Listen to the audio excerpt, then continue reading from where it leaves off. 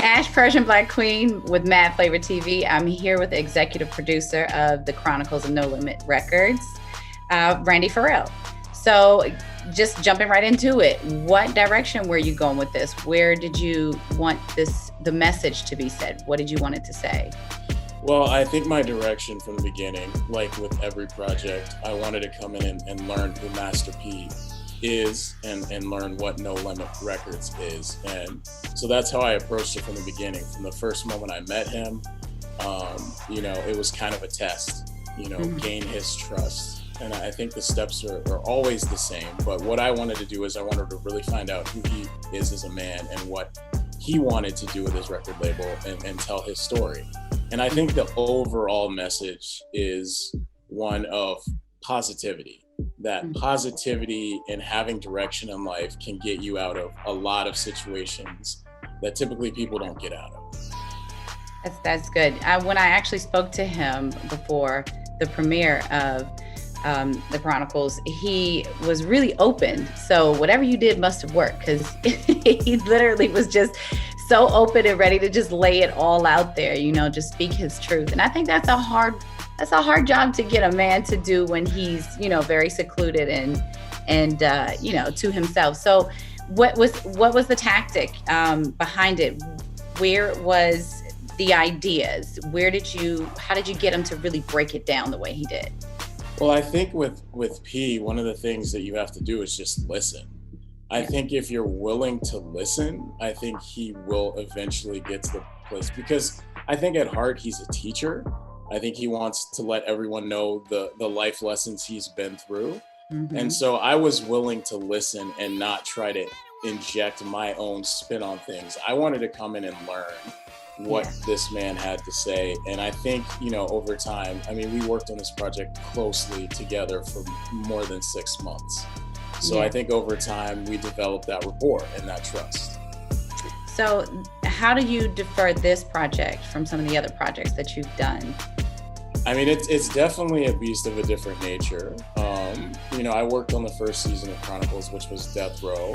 Right. In this version, I think my ambition was to get everyone possible who was connected to the label, all of the important characters, to get all of the different perspectives.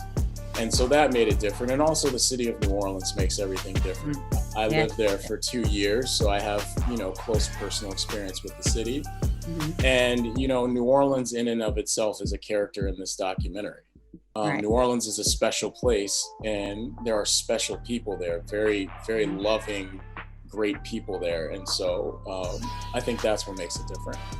Do you feel like the places that he may have taken you to kind of just show you what he had went through, do you feel like that's kind of like a uniform struggle for the community? Like, is this something where if you go to New York, you can find it? If you go to Florida, you'll find it. Is this something that you feel could really speak to other areas that may be similar to the area in New Orleans?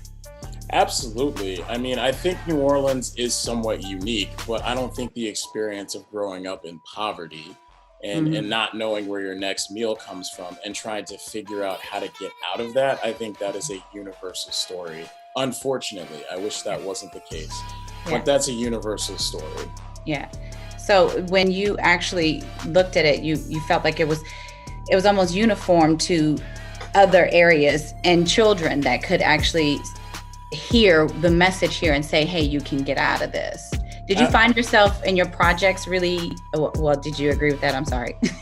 No, absolutely. I think what you're saying is pivotally important, and why I think people have responded the way they have to this is because it isn't every man's story. Yeah. Because the struggle is a struggle, regardless of what the storyline is. The struggle is a struggle. So it is a rags to riches story, and I think the thing that most people love about P is that he was willing to bring other people with him. Yep. I think that is a rare quality. Yeah. And he was someone who was going to make it happen. Yeah. No matter what. And I think that story resonates with everyone. I don't care if you're black, white, yellow, green. Doesn't matter. That is all American if you want to put it into some kind of specific context. No, really, I agree.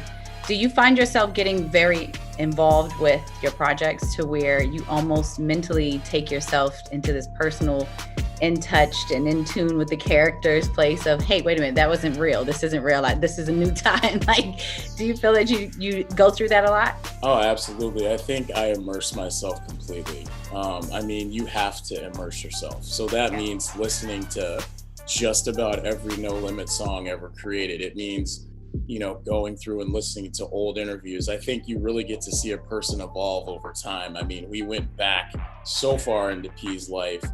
We covered him in the Bay Area, which was something that before this project I wasn't too familiar with. Neither was I. It's supremely important to understanding his development. I mean, you hear some of those old tracks, you're like, wow, this is very different from Bout It, and I'm a No Limit Soldier, and Make Him Say, like, those tracks are very different, very West Coast flavored, and it just goes to show you that this man was willing to try a bunch of different styles until he found his niche. Yeah. So when you listen to music, what's your preference? What do you have? Like, is it hip hop? Is it? Of course. I mean, I'm an old soul. So I'm originally from Philadelphia. I grew up right outside of Washington, D.C. So I'm an East Coast cat from the beginning. You know, I love my Philly rap. I love my East Coast. I am an old school hip hop head, but more than that, you know, old school R&B, jazz. I think that's where, you know, I'm an old soul. But you know, as a teenager in the 90s, I heard. I think the first song I heard that from P that really resonated was Bout It. And when I heard that, I was like, this track is really hard. Yeah, I mean, you know, and it's kind of funny as a woman, we actually, like, as a female, I had all my girls and we were supposed to be, you know, imitating SWV and everything, TLC, but yet and still, we were still sneaking in, you know, my friend's parents' bedroom and taking their jewelry and, like, you know, we bad about it. So I think everybody culturally took a part in that experience. So I mean, like Mia said in the documentary, the music was infectious and no matter where you were, you felt it. And I think that's absolutely true. Well, thank you so much for taking the time out to talk to me and MadFlavor TV. I truly appreciate it. Congratulations on yet again another successful project, and I look forward to seeing what else you got up your sleeve. Thank you, Ash. It was great meeting you. You as well. Take care. Take care. All right.